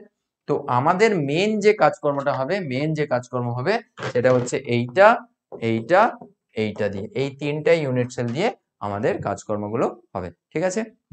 আমরা মেন ডিসকাশন কিন্তু এই তিনটা টাইপের ইউনিট সেল দিয়ে করব, প্রিমিটিভ, ফেস সেন্টার, আর হচ্ছে বডি সেন্টার ইউনিট সেল। আশা করছি এই জিনিসগুলো বুঝতে অসুবিধা হলো না তোমার, ঠিক আছে? ওকে, এবার যেটা দেখতে হবে সেটা হচ্ছে কেলাসের শ্রেণীবিভাগ বা হচ্ছে ক্লাসিফিকেশন অফ ক্রিস্টাল। এইটা কিন্তু তোমাকে খুব ভালো করে বুঝতে হবে। দেখো এখানে জাস্ট আমরা ইউনিট সেলগুলো, একক কোষগুলো দেখালাম, এই সকল একক কোষগুলো নিয়েই তো টোটাল ক্রিস্টালটা তৈরি হয়, স্পেস ল্যাটিসটা তৈরি হয় বা ক্রিস্টালটা পুরো তৈরি হয়। এবার এই যে ইউনিট সেল দিয়ে যে কেলাসগুলো তৈরি হয়, ওই কেলাসের আমরা হচ্ছে 7টা ভাগ দেখতে পাবো। টোটাল 7 ধরনের হচ্ছে ক্লাস রয়েছে। কিসের উপর ভাগ করা হলো বলতো এই 7 ধরনের ক্লাসকে? সেটা হলো ভাগ করা হলো ওই যে ইন্টারফেসিয়াল অ্যাঙ্গেল দেখেছিলে, যেটা হচ্ছে alpha beta gamma, alpha beta আর হচ্ছে গামা, আলফা বিটা গামা যেটা হচ্ছে ইন্টারফেসিয়াল অ্যাঙ্গেল, এবং এ বি সি ওই যে এজের যে দৈর্ঘ্য, ঠিক আছে, এজের যে দৈর্ঘ্য বা হচ্ছে এজ লেন্থ, এদের বেসিসে কিন্তু আমরা ক্রিস্টালগুলোকে ক্লাসিফাই করব, ঠিক আছে। তো স্যার কি করে ক্লাসিফিকেশন হবে, মানে একটু যদি বলেন রাফলি। রাফলি নয়, আমি পুরো ফেয়ারলি বলছি। সেটা হচ্ছে দেখো, ধরো সাপোজ কিউবের ক্ষেত্রে এটা হচ্ছে কিউবিক কেলাস। টোটাল আমরা 7 ধরনের ভাগ করেছি, একটা কিউবিক, একটা টেট্রাগোনাল, একটা অর্থোরম্বিক, হেক্সাগোনাল, রম্বোহেড্রাল, মনোক্লিনিক আর হচ্ছে ট্রাইক্লিনিক। কিসের বেসিসে ভাগ করলাম? আমরা বললাম এবিসি আর আলফা বিটা গামা। স্যার সবার ক্ষেত্রে কি আলাদা আলাদা হবে? ইয়েস, অফকোর্স আলাদা আলাদা হবে, ওই জন্যই তো আলাদা আলাদা 7টা আমরা কেলাস পেলাম, ক্রিস্টাল পেলাম। তাহলে কিউবিকের ক্ষেত্রে দেখো, কিউবিকের ক্ষেত্রে কি হবে? কিউবিকের ক্ষেত্রে এটা তো যদি তুমি কিউবিক ধরে নাও, এটা তো সবচেয়ে সুন্দর এক্সাম্পল। এটা যদি কিউব ধরে নাও, এটা যদি কিউব ধরে নাও, তাহলে কিউবিকের ক্ষেত্রে এটা যদি সব বাহু যদি সমান হয়, তাহলে কিউবিকের ক্ষেত্রে কি হয় গো? এটা এক্স অ্যাক্সিস যদি ধরো, এটা এটা যদি এক্স অ্যাক্সিস ধরো, এটা ওয়াই যদি ধরো, এটা জেড অ্যাক্সিস ধরো, তাহলে এ বি সি, এক্স অ্যাক্সিসটাকে এ ধরা হয়, এটাকে বি ধরা হয়, এটাকে সি ধরা হয়, তাহলে a equals to b equals to c, তাই না? তাহলে এর ক্ষেত্রে কি হবে? কিউবিকের ক্ষেত্রে a equals to b equals to c হবে। এবং ইন্টারফেসিয়াল অ্যাঙ্গেল গুলো কি হবে? এই যে ফেস গুলোর মধ্যবর্তী কোণ কত হবে গো বাবু? দেখো একটু ভেবেচিন্তে বলো। এটা আর হচ্ছে এইটার মধ্যবর্তী অ্যাঙ্গেল কত হবে? 90 ডিগ্রি। এইটা আর এইটার মধ্যবর্তী, এইটা আর এইটা, মানে এটা এ, এটা হচ্ছে সি, এদের মধ্যবর্তী দেখো 90 ডিগ্রি। তাহলে A B B C C এ সবার মধ্যবর্তী অ্যাঙ্গেল কিন্তু 90 ডিগ্রি হবে। তাহলে এখানে বলতে পারি আলফা ইকুয়ালস টু হচ্ছে beta equals to gamma equals to 90 degree. এটা কার ক্ষেত্রে হলো? কিউবিকের জন্য হলো। সেই রকম ভাবে দেখো ট্রাইক্লিনিকের ক্ষেত্রে কিন্তু একটু অন্যরকম হয়ে যাবে। কেন? দেখো এর ক্ষেত্রে যেরকম এই বাহুগুলো সব হচ্ছে সমান ছিল, এইটা এইটা এইটা, মানে এটা যদি এক্স অ্যাক্সিস হয়, এটা ওয়াই অ্যাক্সিস যদি হয়, এটা জেড অ্যাক্সিস, সব সমান ছিল, অ্যাঙ্গেল গুলো হচ্ছে সব 90 ডিগ্রি করেছিল, এই অ্যাঙ্গেল গুলো সব 90 ডিগ্রি ছিল, গামার মান, আলফা বিটা গামার মান। এর ক্ষেত্রে স্যার বাহুগুলো দেখো, এইটা আর এইটা ধরো সমান, এ আর বি সমান, দেখো এর ক্ষেত্রে হচ্ছে এ ইকুয়ালস টু বি হলো, কিন্তু দেখো সি এর মান কিন্তু এর ক্ষেত্রে চেঞ্জ, অর্থাৎ নট ইকুয়ালস টু সি হয়ে যাবে এর ক্ষেত্রে, তাই না? দেখো নট ইকুয়ালস টু সি হয়ে গেল। আবার তুমি অ্যাঙ্গেল গুলো দেখো, এখানে অ্যাঙ্গেল গুলো আবার ঠিকঠাক আছে, আলফা বিটা গামা দেখো সব হচ্ছে 90 ডিগ্রি, দেখো সব 90 ডিগ্রি, সব 90 ডিগ্রি করে হয়েছে। তাহলে দেখো এইখানে একটু ভেরিয়েশন হয়ে গেল না? এই বাহুর ক্ষেত্রে ভেরিয়েশন হয়ে গেল। এইভাবে প্রত্যেকটা ক্রিস্টালের ক্ষেত্রে, ক্রিস্টাল সিস্টেমের ক্ষেত্রে কিন্তু আলফা বিটা গামা এবং হচ্ছে এবিসির একটা ডিফারেন্ট ডিফারেন্ট রিলেশন থাকবে। এবিসি কখন সমান হবে, কখন অসমান হবে, কখন এ ইকুয়ালস টু বি হয়ে যাবে, নট ইকুয়ালস টু সি যাবে, কখন আলফা বিটা সমান হবে, গামা চেঞ্জ হয়ে যাবে। এই রকম করে কিন্তু আমরা টোটাল 7 ধরনের ক্রিস্টাল আমরা হচ্ছে তৈরি করেছি। বুঝতে পেরেছো এবার যে এখানে কিভাবে জিনিসগুলো হলো? এই যে জিনিসগুলো, এইগুলো যেগুলো আমি এখানে বললাম না, এই যে আলফার মান কি হবে, বিটার মান কি হবে, এটা কি লেখা থাকবে? আচ্ছা ঠিক আছে, থাকুক এরকম। তাহলে আলফার মান কি হবে, বিটার মান কি হবে, গামার মান কি হবে, ও এবং এবিসির মান কি হবে, এর বেসিসে যেরকম আমরা 7টা ক্রিস্টালকে ভাগ করলাম, এইগুলো কিন্তু আহ, এইগুলো কিন্তু আমাদের ডিফারেন্ট ডিফারেন্ট ইউনিট সেল প্রদান করবে। ডিফারেন্ট ডিফারেন্ট ইউনিট সেল কিভাবে প্রদান করবে? দেখো ব্যাপারটা বুঝবে, একটু ভালো করে বুঝবে। এটা হচ্ছে একটা হচ্ছে আমাদের ক্লাসের প্যাটার্ন, ঠিক আছে। এর আবার দেখো 3 ধরনের ইউনিট সেল হতে পারে, মানে একের অধিক ইউনিট সেল হতে পারে। দেখো এর ইউনিট সেল বা একক কোষ এইরকম হতে পারে যে স্যার এইরকম দেখবে, কিউবের মতো হলেও, কিউবের মতো হবে, যেরকম কিউব আছে ওই কিউবের মতো হবে, কিন্তু অ্যাটম গুলো হচ্ছে বা কণাগুলো হচ্ছে আমার এই কর্নার গুলোতে শুধু থাকবে। তাহলে কিউবিকের একটা ডিফারেন্ট টাইপের একক কোষ পেলাম, মানে একটা টাইপের একক কোষ পেলাম যেটাকে আমরা প্রিমিটিভ ইউনিট সেল বলছি। তাহলে এর নাম কি হয়ে যাবে তখন? প্রিমিটিভ বা সিম্পল কিউবিক ইউনিট সেল হয়ে যাবে, কারণ এটা কিউবিকেরই একটা একক কোষ। আবার যদি এইরকম সিনারিও হয়, 8টা কর্নারে 8টা রয়েছে, 8টা কর্নারে 8টা রয়েছে, তার সঙ্গে সঙ্গে 8টা কর্নারে 8টা তো রয়েছে, যেরকম উপরটা যেরকম রয়েছিল ওরকম রয়েছে, তার সঙ্গে সঙ্গে স্যার আবার হচ্ছে ফেসের মাঝখানে বা বডির মাঝখানে একটা কণা রয়েছে এক্সট্রা, বডির মাঝখানে একটা এক্সট্রা কণা রয়েছে, বডির মাঝখানে একটা এক্সট্রা কণা রয়েছে। তাহলে স্যার এটা কি ধরনের ইউনিট সেল হয়? একটু আগে বলেছেন এটা হচ্ছে বডি সেন্টার, মানে সব কর্নারে 8টা কর্নারে 8টা আর মাঝখানে হচ্ছে একটা কণা থাকবে। তাহলে এটা কি ধরনের কণা হয়? বডি সেন্টার্ড ইউনিট সেল হয়। কিন্তু এক্ষেত্রে বডি সেন্টার্ড ইউনিট সেল না বলে কি বলবো? Body centred cubic unit cell, কারণ এটা কিউবিকেরই হচ্ছে একটা ভাগ। তাহলে এর নাম কি বলবো? Body centred cubic unit cell, BCC বলবো। ওটা বুঝতে পেরেছো? তাহলে এই রকম ভাবে কিউবিকের এরকম হচ্ছে প্রিমিটিভও হতে পারে, বিসিসি হতে পারে, ফেস সেন্টার্ড হতে পারে, তাহলে ফেস সেন্টার বা হচ্ছে পৃষ্ঠকেন্দ্রিক হতে পারে। তাহলে যদি তাই যদি হয় তাহলে আমরা এইরকম ভাবে প্রত্যেকটা ক্লাসের ক্ষেত্রে কি স্যার এরকম ভেরিয়েশন, ইউনিট সেলের ভেরিয়েশন দেখতে পারি? হ্যাঁ দেখতে পারি। তাহলে সবগুলো মিলিয়ে দেখবে, তুমি এক্ষুনি দেখবে যে এর যতগুলো ইউনিট সেল, এর যতগুলো ইউনিট সেল, এর যতগুলো ইউনিট সেল, সবগুলো মিলিয়ে দেখবে টোটাল 14 রকমের তুমি হচ্ছে প্যাটার্ন পাবে। ব্যাপারটা বুঝতে পেরেছো? এটা হলো ক্লাস। এর আবার ইউনিট সেলগুলো রয়েছে, সেই সকল ইউনিট সেলগুলো, এর হয়তো 3 ধরনের ইউনিট সেল রয়েছে, প্রিমিটিভ রয়েছে, বডি সেন্টার রয়েছে, আর হচ্ছে ফেস সেন্টার রয়েছে। এর হয়তো 2 ধরনের ইউনিট সেল রয়েছে, এর হয়তো 1 ধরনের বা 2 ধরনের ইউনিট সেল রয়েছে। এই রকম করে সবার দেখে যখন সবার যখন ক্যালকুলেট করে দেখা গেল টোটাল হচ্ছে 14টা টাইপের হচ্ছে ইউনিট সেলের প্যাটার্ন পাওয়া গেল।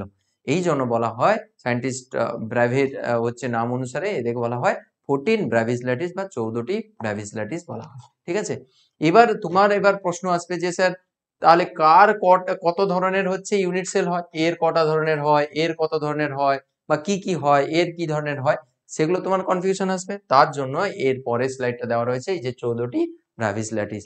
14 ব্র্যাভিস ল্যাটিস এর ক্ষেত্রে এখানে তোমাকে পুরো একদম লিস্ট করে দেওয়া রয়েছে, তোমাদের বইতে, তোমাদের টেক্সট বইতেও পেয়ে যাবে এটা। তাহলে ব্র্যাভিস ল্যাটিসের সংখ্যাটা সবসময় মনে রাখবে 14টা। পরীক্ষায় আসে ব্র্যাভিস ল্যাটিসের সংখ্যা, শর্ট কোশ্চেন আসে খুব পাতি একটা কোশ্চেন কিন্তু আমাদের আইআইটির এক্সামে দিয়ে দিয়েছিল। আচ্ছা, ঘনক আকারের ক্ষেত্রে আমি এক্ষুনি কি বলেছিলাম, ঘনক আকারের এই দুটো তো থাকে, আরো কিন্তু এক্সট্রা থাকে। তাহলে ঘনক আকারের সরল একটা হয় মানে প্রিমিটিভ একটা হয়, আর একটা হচ্ছে দেহকেন্দ্রিক ঘনক আকার মানে body centred cubic unit cell, আর একটা হচ্ছে পৃষ্ঠকেন্দ্রিক ঘনক আকার মানে face centred cubic unit cell. Face centred cubic লাগিয়ে দিলাম তার কারণ ঘনক আকারেরই তুমি ভাগ করছো, ঘনক আকারেরই 3টে ইউনিট সেল তুমি ভাগ করলে, বুঝতে পেরেছো? আবার অর্থরম্বিকের কত ধরনের ইউনিট সেল হয়? একটা হচ্ছে আমাদের অর্থরম্বিকের সরল অর্থরম্বিক বা প্রিমিটিভ অর্থরম্বিক হতে পারে, আর একটা হচ্ছে দেহকেন্দ্রিক বা হচ্ছে বডি সেন্টার অর্থরম্বিক হতে পারে, একটা হচ্ছে পৃষ্ঠকেন্দ্রিক অর্থরম্বিক হতে পারে, একটা হচ্ছে এন্ড সেন্টার হচ্ছে অর্থরম্বিক হতে পারে। অর্থাৎ যত ধরনের আমি ইউনিট সেল দেখিয়েছিলাম না, প্রিমিটিভ আর সেন্ট্রিক যে টোটাল যে 4টা দেখিয়েছিলাম, প্রিমিটিভের একটা আর সেন্টার্ডের ক্ষেত্রে 3টা দেখিয়েছিলাম, টোটাল 4 ধরনের সকল ইউনিট সেল কিন্তু এ কিন্তু নিয়ে থাকতে পারে, অর্থরম্বে কিন্তু নিয়ে থাকতে পারে। এটাও পরীক্ষার জন্য করে রাখতে পারো, পরীক্ষা শর্ট কোশ্চেন আসতে পারে। দেখো এখানে দেখো অর্থরম্বিকের যেই ক্রাইটেরিয়া সেই ক্রাইটেরিয়া রয়েছে। অর্থরম্বিক দেখতে কেমন ছিল? অর্থরম্বিক এইরকম দেখতে ছিল, এইরকম তেল ড্রামের মতো, তেল ব্যারেলের মতো দেখতে ছিল। কিন্তু এর আবার দেখো প্রিমিটিভ, এফসিসি, বিসিসি এরকম মানে প্রিমিটিভ আর হচ্ছে বডি সেন্টার আর হচ্ছে ফেস সেন্টার, এগুলো বিসিসি বলবো না, বডি সেন্টার কিউবিক বলবো না, তার কারণ বডি সেন্টার অর্থরম্বিক হবে এর ক্ষেত্রে। তাহলে যদি অর্থরম্বিকের আবার প্রিমিটিভ বলি তাহলে কিউবের মতো যেরকম সব কর্নারে অ্যাটম গুলো ছিল, এলিমেন্ট গুলো ছিল, মানে কণাগুলো ছিল, এর ক্ষেত্রেও সেই রকম একই বিন্যাস থাকবে, শুধু কর্নার গুলোতে হচ্ছে প্রিমিটিভের জন্য কর্নারে অ্যাটম গুলো থাকবে, কণাগুলো থাকবে। ফেস সেন্টারের জন্য কর্নারে থাকলো, শুধু ফেসের মাঝখান গুলোতে থাকবে। বডি সেন্টারের জন্য কর্নার গুলোতে থাকবে আর বডিতে এক্সট্রা একটা কোণা থাকবে। এই রকম ভাবেই কিন্তু সব সাজানো রয়েছে। দেখো সরলের ক্ষেত্রে শুধু 8টা কর্নারে, সরল তো তার প্যাটার্ন তো কি হয়, সরল মানেই হচ্ছে 8 কর্নারে 8টা থাকবে, বা হচ্ছে 8 কর্নার, এর ক্ষেত্রে 8 কর্নার বলছি, না হলে কর্নারে সবসময় হচ্ছে সরল মানে হচ্ছে কর্নারে একটা একটা করে থাকবে। দেহকেন্দ্রিকের ক্ষেত্রে কর্নারে থাকবে আর হচ্ছে বডির মাঝখানে একটা থাকবে, দেখো মাঝখানে একদম রয়েছে। পৃষ্ঠকেন্দ্রিক তার যেরকম শেপ সেরকমই আছে, 8টা কর্নারে 8টা আর হচ্ছে ফেসের মাঝখানে এন্ড সেন্টারে 8টাতে 8টা আর উল্টোতে একটা একটা করে, ঠিক আছে। সেরকম ভাবে টেট্রাগোনালের হচ্ছে 2 ধরনের হতে পারে, একটা হচ্ছে সরল হতে পারে আর হচ্ছে বডি সেন্টার হতে পারে। তাহলে বডি সেন্টার টেট্রাগোনাল বলবো, বডি সেন্টার প্রিমিটিভ বলতো। আর মনোক্লিনিকেরও দুটো রকমের রয়েছে, একটা হচ্ছে সরল মনোক্লিনিক আর একটা হচ্ছে এন্ড সেন্টার মনোক্লিনিক। আর ট্রাইগোনালের কত ধরনের ট্রাইগোনাল রয়েছে?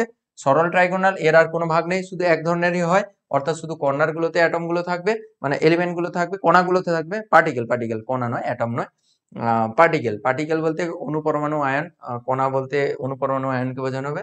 হেক্সাগোনালের ক্ষেত্রে শুধু কর্নার গুলোতে কণাগুলো থাকবে, আর রম্বোহেড্রালেরও ভাগ নেই, শুধু প্রিমিটিভ।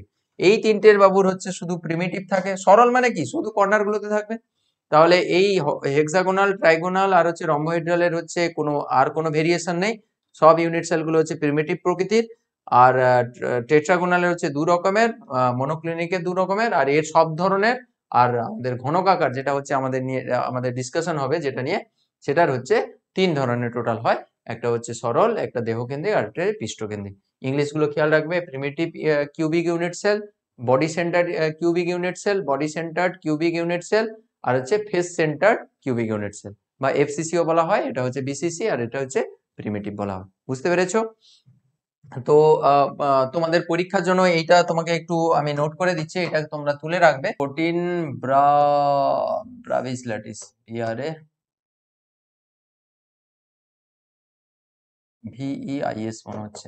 এটা একটু চেক করে নেবে তো, ব্রাভিস ল্যাটিস।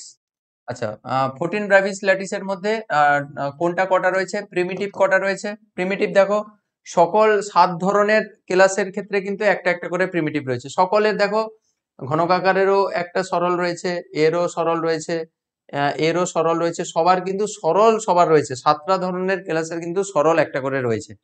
তাহলে প্রিমিটিভ বা হচ্ছে সরল হচ্ছে 7টি রয়েছে। আর কি রয়েছে? বডি সেন্টার নাকি?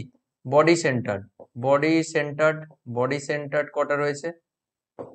বডি সেন্টার্ড কটা রয়েছে গো? বডি সেন্টার্ড, বডি সেন্টার্ড কটা রয়েছে? আর হচ্ছে ফেস সেন্টার কটা রয়েছে? ফেস সেন্টার্ড, ফেস সেন্টার্ড কটা রয়েছে? আর হচ্ছে এন্ড সেন্টার কটা রয়েছে? ENDCENTRED, টোটাল কটা রয়েছে? তাহলে প্রিমিটিভ তো সবার একটা একটা করে রয়েছে। বাকি থাকলো বডি, বডি সেন্টার নাকি? বডি সেন্টার দেখো, এর একটা, একটা, দুটো, আর এর হচ্ছে 3টে, আর তাহলে 3টে বডি সেন্টার হচ্ছে, টোটাল 3টে রয়েছে 14টার মধ্যে। আর ফেস সেন্টার আর এন্ড সেন্টার কটা রয়েছে দেখি? আর 14টা। তো আর দুটো দুটো করে প্রবাবলি থাকবে। আচ্ছা, ফেস সেন্টারে দেখো, এটা হচ্ছে একটা, আচ্ছা এটার একটা, এটার একটা ফেস সেন্টার। আর আর আর কোথাও নেই। তাহলে ফেস সেন্টার হচ্ছে দুটো রয়েছে, আর এন্ড সেন্টার নিশ্চয়ই আর দুটো থাকবে, কারণ 7 হয়ে গেছে, 7 3 10, 11 12 13 14, টোটাল 14টা। এটা কিন্তু মুখস্থ রাখবে যে টোটাল 14টার মধ্যে কোনটা কটা রয়েছে, এগুলো কিন্তু শর্ট কোশ্চেনে আসে। ঠিক আছে? ফেস সেন্টার কটা রয়েছে, বডি সেন্টার কটা রয়েছে, এন্ড সেন্টার কটা রয়েছে, এগুলো কিন্তু পরীক্ষার জন্য ইম্পর্টেন্ট। তো শর্টে মনে রাখতে পারো, প্রিমিটিভ তো সবার জন্য 7টা ক্লাসের জন্য হচ্ছে প্রত্যেকে এক একটা করে প্রিমিটিভ নিবে পাক্কা। ওটা কিন্তু সবার জন্য নেবে। তাহলে প্রিমিটিভ হলো 7টা, বডি সেন্টার 3টে, আর বাকিগুলো হচ্ছে দুটো দুটো মনে রাখলেই হয়ে গেল। ঠিক আছে? বডি সেন্টার 3টে থাকে। তো এইভাবে হচ্ছে আমরা 14 ব্রাভিসল্যাটিসকে আমরা হচ্ছে ক্লাসিফাই করতে পারি।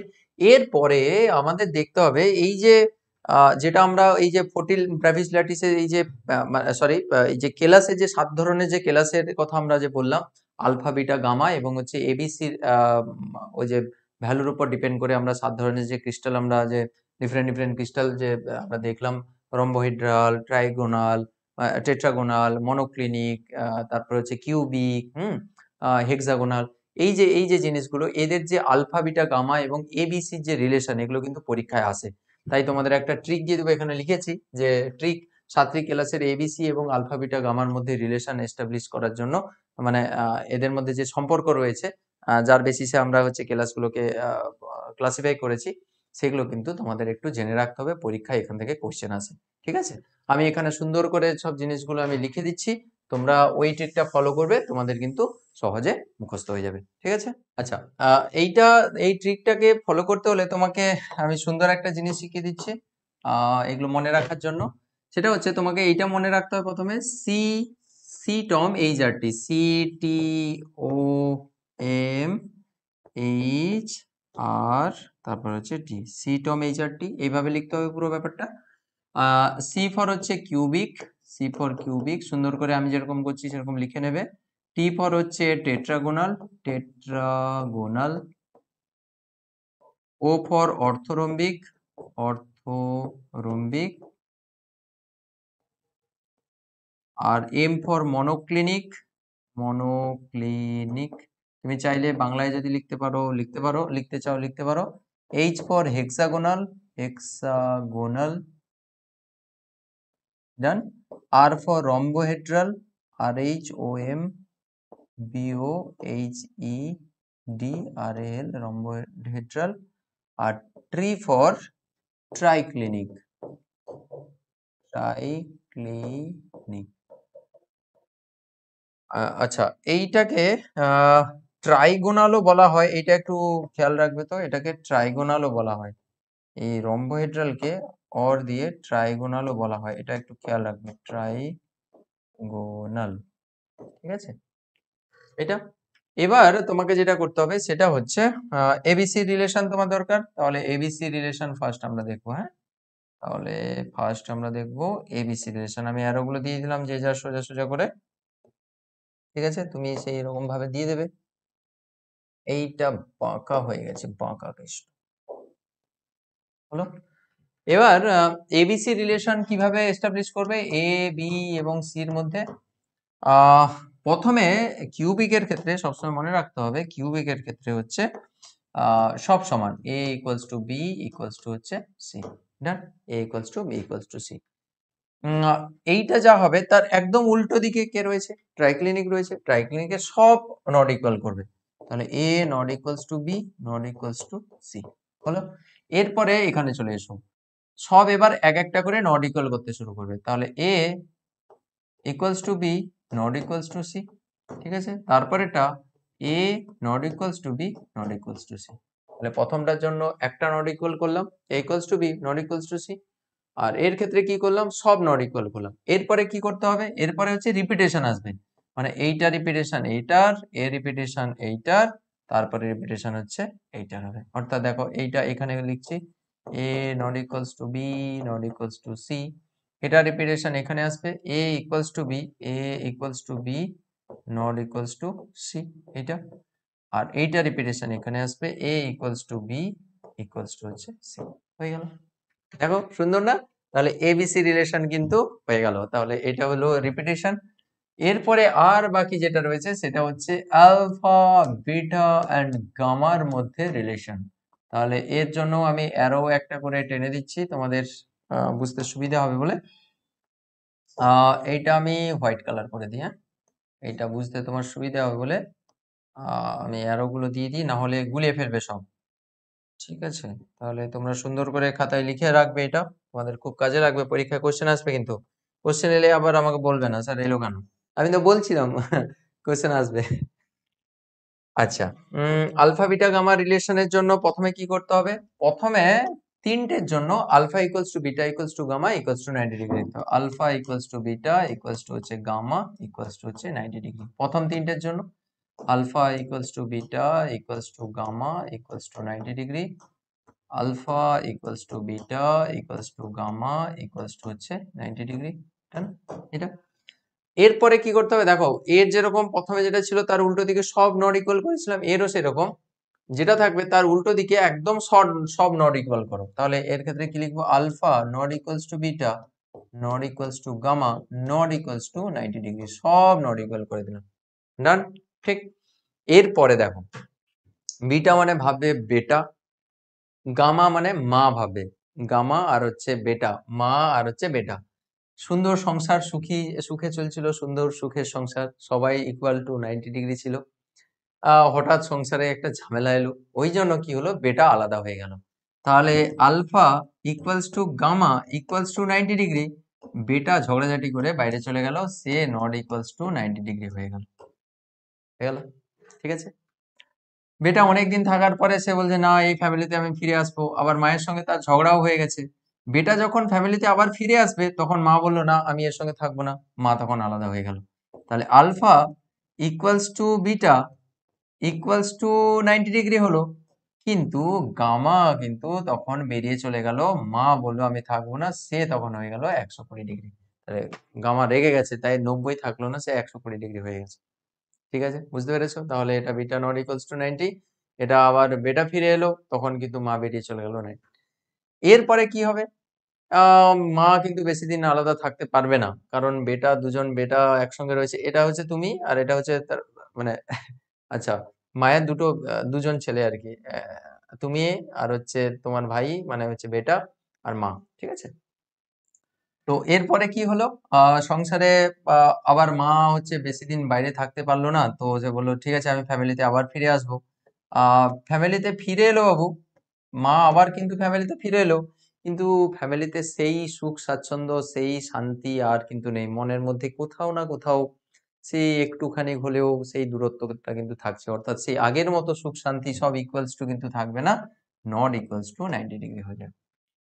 তাহলে ঠিকটা মনে থাকবে। তো এটা সব তিনটা ইকুয়াল, উল্টো দিকে সব নট ইকুয়াল। প্রথমে কি বেরিয়ে যাবে, বেটা বেরিয়ে যাবে, নট ইকুয়ালস টু 90 হলো। তারপরে হচ্ছে বেটা আবার ফিরে আসবে, তখন মা রেগে বেরিয়ে চলে গেল যে ওকে আবার ও এলো কেন, তখন মা 120 ডিগ্রি হয়ে গেল, 120 ডিগ্রি রেগে গেছে প্রচুর, 120 ডিগ্রি টেম্পারেচার হয়ে গেছে, তারপর ফায়ার হয়ে গেছে, ফায়ার। তো তারপরে হচ্ছে এ মা যখন আবার চলে এলো তখন কিন্তু তাদের মধ্যে সেই শান্তি নেই। তো নট ইকুয়ালস টু 90 ডিগ্রি, ঠিক আছে, 90 ডিগ্রি থাকলে শান্তি। তো যেরকম হয় আর কি, তুমি ভাঙা যত রিলেশন, যতই তুমি আহ, আবার জোড়া লাগাও না কেন, যদি মনের মধ্যে ওই দ্বিধা দ্বন্দ্ব যদি একবার তৈরি হয়, ব্রেকআপ যদি একবার হয়ে যায়, আবার ফিরে এলেও, যতই ফিরে আসুক, ব্রেকআপের পরে আবার যখন ফিরে আসবে তখন কোথাও না কোথাও কিন্তু সেই যে আঘাত, সেই সব কথাগুলো কিন্তু কোথাও না কোথাও আবার ঝগড়া যখন হবে তখন কিন্তু আবার মনে পড়বে। সো আহ দাগ কিন্তু মনে, ওই দাগ কিন্তু থেকে যাবে, কাঁচের গ্লাস ভেঙে গেলে যেরকম তুমি জোড়া লাগালে সেই দাগ কিন্তু থেকে যায়, সেই রকম ভাবে এরা কিন্তু আবার ফিরে এলো, কিন্তু 90 ডিগ্রি আর থাকলো না, নট ইকুয়ালস টু 90 ডিগ্রি হয়ে গেল। তো এই ছিল আমাদের মোটামুটি হচ্ছে টোটাল রিলেশন। তো এই রিলেশনটা তোমাকে খুব খেয়াল রাখতে হবে, পরীক্ষায় কিন্তু এখান থেকে পরীক্ষায় কিন্তু কোয়েশ্চেন আসে, পরীক্ষার জন্য খুবই ভালো করে করিয়ে রাখতে হবে। আমরা কিন্তু সুন্দর করে এটা দেখিয়ে দিলাম। আচ্ছা, এইরকম করে আমরা কালার কম্বিনেশন করতে পারি না, এটা গেরুয়া দিলাম, এটা হলো সাদা, এটা সবুজ, এটা সাদা দিলাম, এটা হচ্ছে সাদা। আচ্ছা, আমাদের ফ্ল্যাগের কালারটা আমি করে দিচ্ছি, এটা হলো সাদা, আর এটা হচ্ছে সবুজ। দারুণ না? ইয়ে, তাহলে সুন্দর হয়ে গেছে। তো খেয়াল রাখবে, এটা পরীক্ষার জন্য খুব সুন্দরভাবে এটা মনে রাখবে, পরীক্ষা কিন্তু আসবে, জাস্ট তোমার 20 সেকেন্ড সময় লাগবে। দেখো তোমাকে আমি এক্ষুনি একটা কোশ্চেন আমি বলছি, দেখো তুমি ইজিলি অ্যান্সার দিয়ে দেবে। তোমাকে ধরো বললাম আহ মনোক্লিনিকের ক্ষেত্রে এবিসি আর আলফাবেটের রিলেশন বলো, তুমি কি দেখবে, CTOM, তাহলে কত নম্বরে রয়েছে, CTOM, মনোক্লিনিক 4 নম্বরে রয়েছে। তাহলে এবিসি রিলেশন কি হয়, স্যার প্রথমে হচ্ছে সব সমান হয়, তারপরে একটা নট ইকুয়াল হয়, তারপরে দুটো নট ইকুয়াল হয়, তারপরে 4 নম্বরে রিপিটেশন হয়, তাহলে a not equals to b not equals to c, abc হয়ে গেল। আচ্ছা, এবার হচ্ছে আলফা বিটা গামার মধ্যে, স্যার এটা 4 নম্বরে প্রথম তিনটা তো alpha equals to beta equals to gamma equals to 90 degree, চতুর্থ নম্বরে কি আছে, বেটা বেরিয়ে চলে যায়, তাহলে alpha equals to beta, alpha equals to gamma equals to 90 degree, আর gamma beta not equals to কিন্তু বিটা নট ইকুয়ালস টু কিন্তু 90 ডিগ্রি। এইভাবে তুমি করতে পারবে। যদি ট্রাইক্লিনিক বলা হয়, CTOM, এইচ আর টি, একদম টি, দুটো টি নিয়ে কিন্তু কনফিউশন আসতে পারে, এ টি কিন্তু টেট্রাগোনাল, এই টি হচ্ছে ট্রাইগোনাল, আর রম্বোহেড্রালকে, আচ্ছা এটা টেট্রাগোনাল, এটা ট্রাইগোনাল, রম্বোহেড্রালকে ট্রাইগোনালও বলা হয়, এটা খেয়াল রাখতে হবে। তাহলে নিচের একদম লাস্টের টিটা হচ্ছে ট্রাইগোনাল, তাহলে ট্রাইগোনালের ক্ষেত্রে স্যার প্রথমে যেটা থাকে তার উল্টো, একদম সবগুলো নট ইকুয়াল থাকে না, এর ক্ষেত্রেও নট ইকুয়াল, তার ক্ষেত্রেও নট ইকুয়াল, একদম নিচের গুলো সব নট ইকুয়াল। তো হয়ে গেল সুন্দরভাবে, জিনিসটা সিস্টেমেটিক হয়ে গেল। তাহলে a not equals to b not equals to c, alpha not equals to beta not equals to হচ্ছে gamma not equals to 90 degree, হয়ে গেল সুন্দরভাবে। ঠিক আছে, তো এইভাবে কিন্তু তোমাকে সব ট্রিকগুলো খেয়াল রাখতে হবে। এখানে আরেকটা সুন্দর করে একটা ছক দেওয়া রয়েছে, চাইলে তোমরা ইউজ করতে পারো। এখানে ওই কিউবিক, টেট্রাগোনাল, অর্থরম্বিক, হেক্সাগোনাল এদের না সুন্দর করে একটা দেওয়া রয়েছে, চাইলে তুলে রাখতে, তোমাদের বইতে, তোমাদের যে টেক্সট বইতে কিন্তু এই জিনিসটাই রয়েছে, যে কিউবিকের কত ধরনের ইউনিট সেল হয়, এক্ষুনি আমরা করলাম না, এর হচ্ছে কিউবিকের হচ্ছে প্রিমিটিভ হয়, বডি সেন্টার হয়, ফেড সেন্টার হয়, ট্রাইগোনালের প্রিমিটিভ হয়, বডি সেন্টার হয়, এটা না মনে রাখলে চলবে। আর এই এজ লেন্থের রিলেশন জানো, এটা তো এক্ষুনি ট্রিক শিখিয়ে দিয়েছি, উদাহরণগুলো একটু দেখে রাখতে পারো। সবচেয়ে বেশি ইম্পর্টেন্ট হচ্ছে এই হেক্সাগোনালটা একটু মনে রাখবে, তো মুখস্থ করে রাখবে। হ্যাঁ, যে বরফের ক্ষেত্রে, গ্রাফাইটের ক্ষেত্রে ইউনিট সেলটা কেমন, মানে কেলাসটা কেমন হয়, হেক্সাগোনাল প্রকৃতির হয়, এটা একটু খেয়াল রাখবে। আর সেরকম কিছু সেরকম লাগে না। আর জিঙ্ক সালফেট, NaCl এর ক্ষেত্রে একটু মনে রাখবে, কিউবিক প্রকৃতির হচ্ছে কেলাস হয়ে থাকে। ঠিক আছে, তো এই ছিল আজকের লেকচার, আজকের ক্লাস। আশা করছি বুঝতে কোনো অসুবিধা হয়নি। আর বুঝতে অসুবিধা হলে তো আমি আছি, এনকেডি স্যার আছি, তোমাদের ডাউট ক্লিয়ারিং এর জন্য ক্লাস হচ্ছে, সেখানে আমি সব ডাউট ক্লিয়ার করে দেবো। তার জন্য ফোন নাম্বার তো দেওয়া রয়েছে, তোমরা হেল্পলাইন নাম্বারে ফোন করে নেবে, সেই নাম্বারটা যারা নাওনি হেল্পলাইন নাম্বারে ফোন করে, ডেসক্রিপশনে দেওয়া থাকবে। যারা ইউটিউবে এই ভিডিওটা দেখছো আর কি, তো এটা অ্যাপেও যাবে, ইউটিউবেও যাবে, তো তোমরা হেল্পলাইন নাম্বারে ফোন করে আমাদের হেল্পলাইন মানে আমাদের ডাউট ক্লিয়ারিং এর ক্লাসের নাম্বারটা নিয়ে নেবে। আমাকে ফোন করতে পারবে। আমাদের ফ্যাকাল্টি যে স্যারেরা রয়েছে তাদের সঙ্গে কথা বলতে পারবে। আর ভিডিও কনফারেন্সেও তোমাদের সঙ্গে ডিসকাস করে নেব কোথায় কি সমস্যা হচ্ছে। ঠিক আছে? তাহলে আজকের ক্লাস এই অবধি থাকলো। সবাই মন দিয়ে পড়াশোনা করবে, কিন্তু যে ক্লাসগুলো যখন হচ্ছে সেগুলো কিন্তু করে নেবে, না হলে জমে যাবে সব পড়া কিন্তু ঠিক আছে? পরের ক্লাসে আবার দেখা হবে। অবশ্যই তোমার বন্ধু বান্ধবীদের অবশ্যই শেয়ার করবে, তাদেরকে বলবে যে এরকম ভাবে স্যারের ক্লাস হচ্ছে, খুব ভালো করে ক্লাস হচ্ছে, তোমরা বুঝতে পারছো কিরকম করে পড়ানো হচ্ছে। তো যদি তোমাদের ভালো লাগে অবশ্যই তুমি তোমার বন্ধু বান্ধবীদেরও রেকমেন্ড করবে। ঠিক আছে? চলো তাহলে নেক্সট ক্লাসে আবার দেখা হবে। চলো টাটা।